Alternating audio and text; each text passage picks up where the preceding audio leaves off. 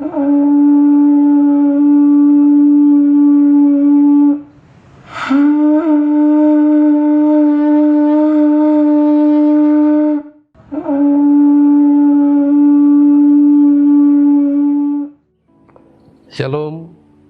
pemirsa Tabur Injil yang dikasihi Tuhan.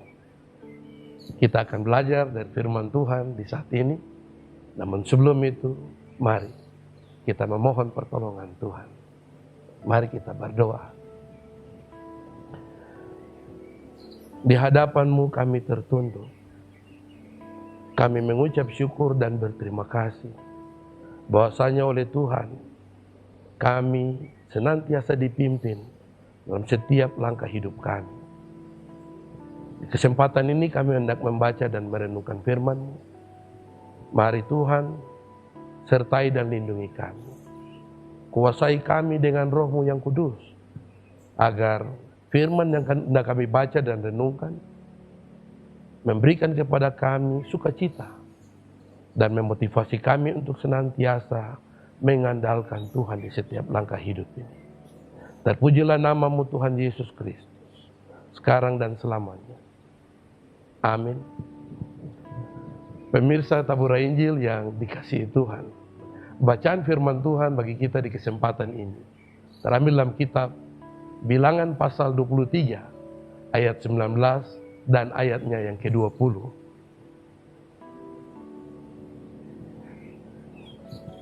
Yang berbunyi sebagai berikut.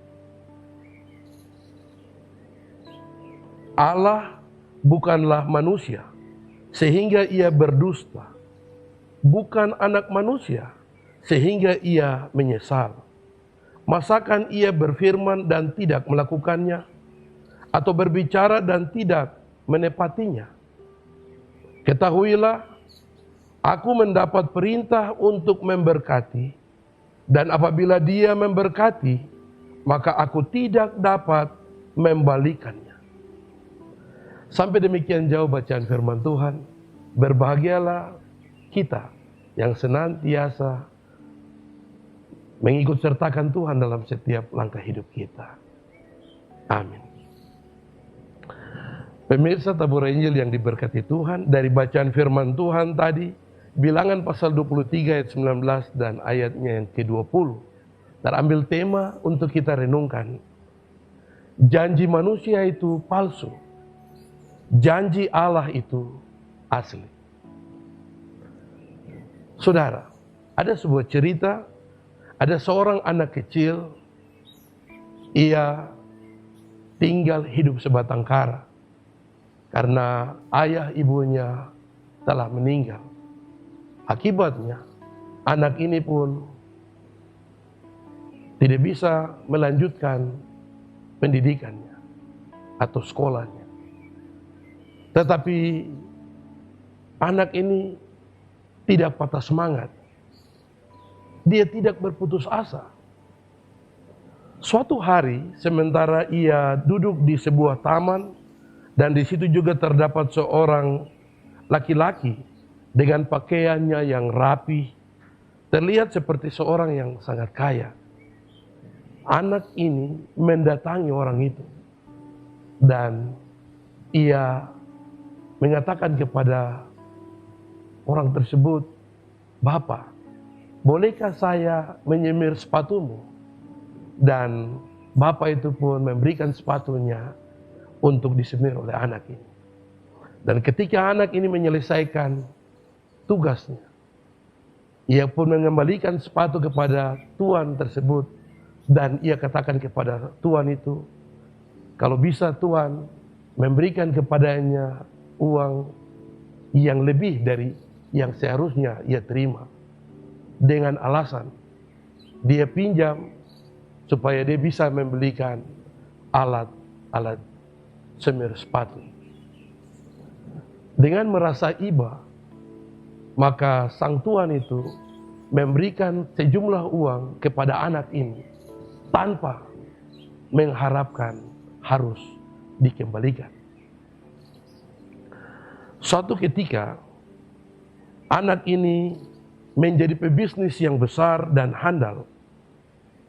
Ia menjadi seorang yang sukses Dan di suatu saat, ia pun memenangkan persaingan dengan perusahaan lain, dan perusahaan yang ia lawan pun bangkrut.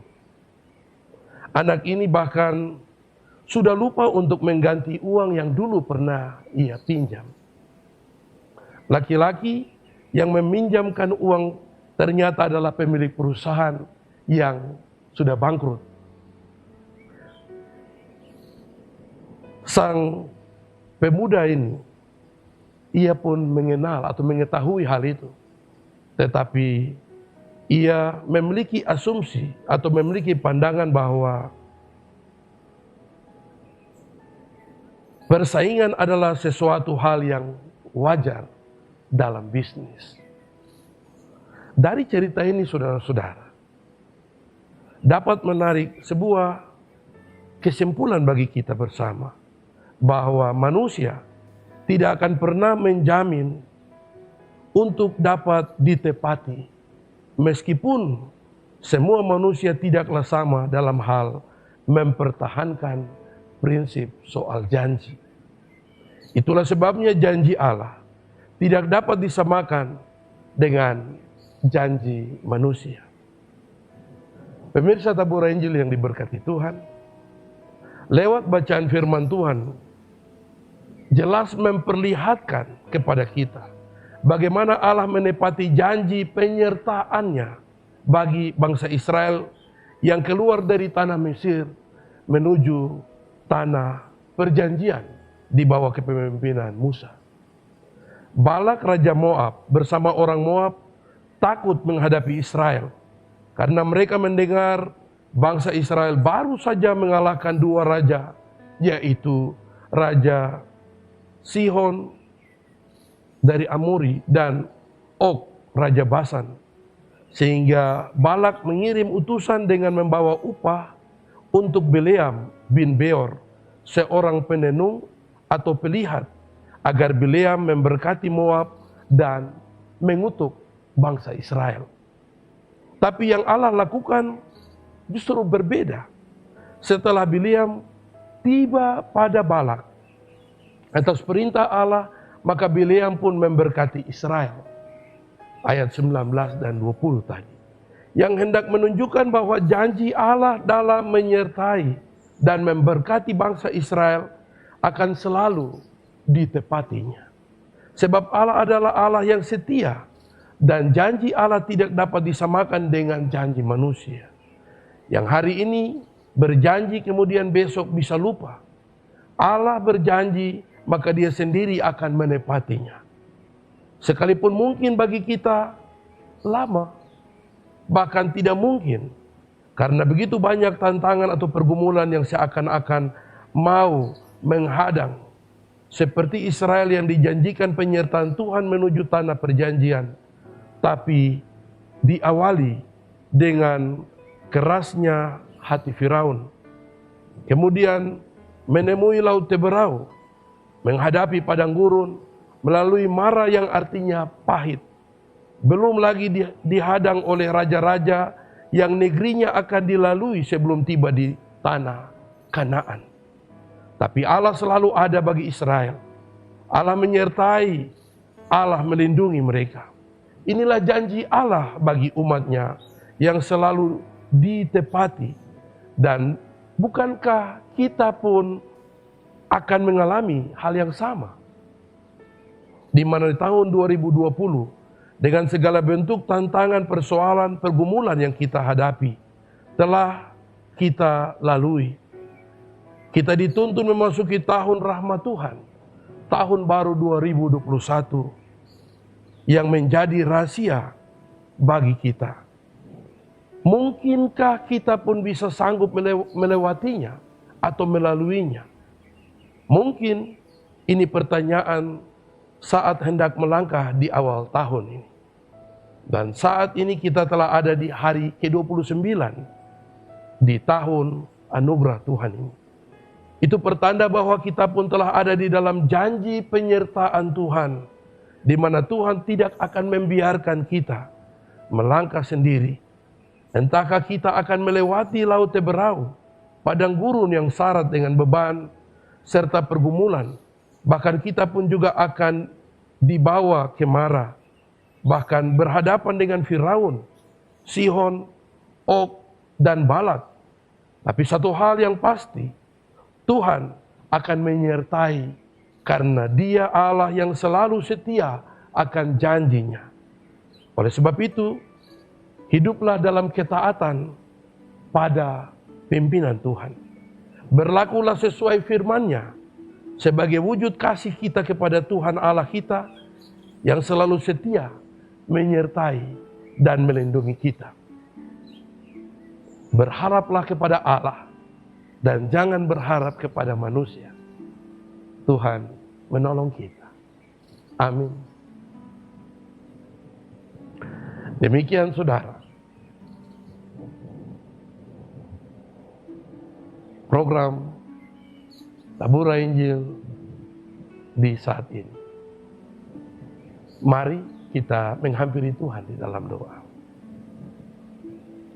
Tuhan, kami bersyukur dan berterima kasih sebab janji penyertaan Tuhan memberikan kepada kami semangat baru bahwa Engkau Allah tak pernah meninggalkan kami. Kasih setiamu selalu memberikan kepada kami semangat untuk senantiasa memuji dan memuliakan nama Tuhan, memberi yang terbaik dari kehidupan kami, sebab janji penyertaan Tuhan ya dan amin. Jika kami boleh ada sebagaimana kami ada, itu semata-mata karena anugerah Tuhan yang menaungi kami. Kiranya kasih karunia-Mu senantiasa menuntun kami, sehingga dalam hidup kami terus memuliakan nama Tuhan lewat tugas, lewat pengabdian, lewat seluruh karya-karya kami. Berkatilah setiap kami yang boleh menangkap program Tabura Injil ini. Berkati setiap kami yang boleh mendengar saluran ini. Biarlah dengan kuasa Tuhan, berkat-Mu tercurah atas hidup kami. Dan memampukan kami untuk senantiasa bersyukur. Dan selalu mau mengutamakan Tuhan di setiap langkah hidup kami. Karena janji-Mu memberikan kepada kami sukacita untuk terus memberi yang terbaik dari hidup kami bagi sesama. Terpujilah nama-Mu Tuhan Yesus Kristus sekarang dan selama-lamanya.